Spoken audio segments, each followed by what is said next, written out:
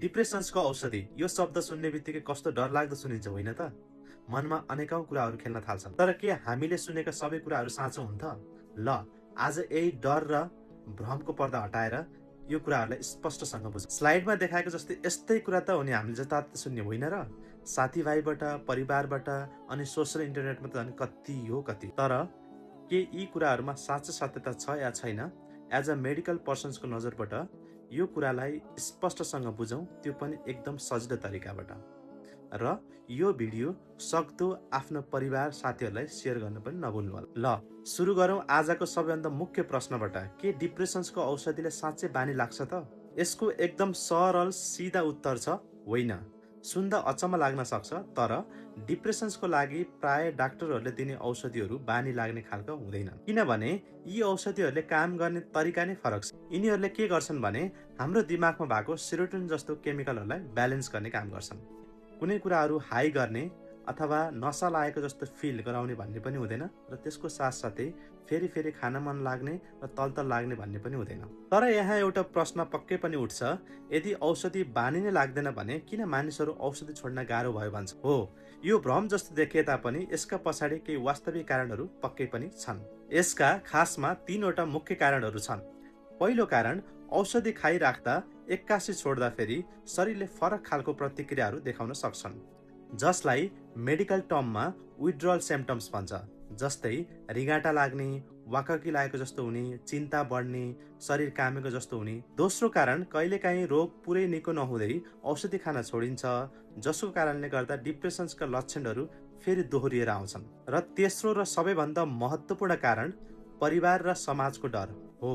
परिवार र समाजले के भन्लान् भन्ने एउटा मानसिक डर हो। यहीँनिर हामीले एउटा कुरा एकदम राम्रोसँग बुझ्नु पर्छ। यो भनेको एडिक्सन्स वा नसा लाग्नु होइन। यसलाई भनिन्छ उपचारमा निर्भरता। यो भनेको कस्तो हो भने जस्तै सुगर र प्रेसर्सका बिरामीहरू आफ्नो उपचारमा औषधिमा निर्भरता हुन्छन् नि, यो डिप्रेसन्सको उपचार पनि ठ्याक्कै त्यस्तै हो। डिप्रेसन्सको औषधि भनेको नसा होइन, यो त एउटा उपचारको जरुरी पाटो हो। ल, अर्को एउटा महत्त्वपूर्ण कुरामा ध्यान दिउँ है। मानसिक स्वास्थ्यका लागि प्रयोग हुने सबै औषधिहरू एकै किसिमका हुँदैनन्। यो कुरा बुझ्न एकदमै जरुरी छ।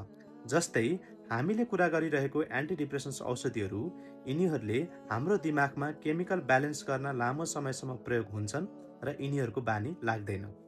तर अर्कोतिर एन्जाइटीका लागि डाक्टरले दिने केही औषधिहरू हुन्छन्, जस्तै बेन्जोडाइजेपिन हो, यिनीहरू चाहिँ छोटो समयको लागि मात्रै युज हुन्छ। तर डाक्टरको सल्लाह बिना जथाभावी युज गर्दाखेरि यी औषधिहरू चाहिँ बानी लाग्न सक्छ। त्यसैले त भनिएको हो सबै औषधिहरू एउटै हुँदैनन्। त्यसो भए यी औषधिहरूलाई सुरक्षित तरिकाले कसरी प्रयोग गर्ने त? समस्याका कुरा मात्रै होइन, अब समाधानको कुरा पनि गरौँ। यसको सुरक्षित प्रयोगको लागि केही नियमहरू छन् जुन मान्नै पर्छ। नम्बर 1 मा, जहिले पनि औषधि डाक्टरले भनेको डोजमा मात्रै खाने, आफ्नो मनले बढाउने अथवा घटाउने काम नगर्ने। नम्बर 2, यी औषधिहरूको राम्रो असर शरीरमा देखाउनको लागि समय लाग्छ, त्यसैले कम्तीमा 6 देखि 9 महिनासम्म कन्टिन्यू खाने। नम्बर 3, कहिले पनि औषधि डाक्टरको सल्लाह बिना एक्कासी बन्द नगर्ने। नम्बर 4 मा, औषधि खाँदा केही साइड इफेक्टहरू देखियो भने औषधि खान बन्द गर्ने निर्णय गर्नुभन्दा पहिले आफ्नो नजिकको फार्मासिस्ट अथवा डाक्टरसँग सल्लाह गर्ने। र अन्त्यमा हाम्रो निष्कर्ष भनेको मानसिक स्वास्थ्य र यसको उपचार हेर्ने हाम्रो सोचाइ नै बदल्नुपर्छ। कुरा सोच्नुहोस् त, कसैको हात भाँचियो भने हामीले प्लास्टर गर्दा त्यसलाई हामीले गलत मान्दैनौँ।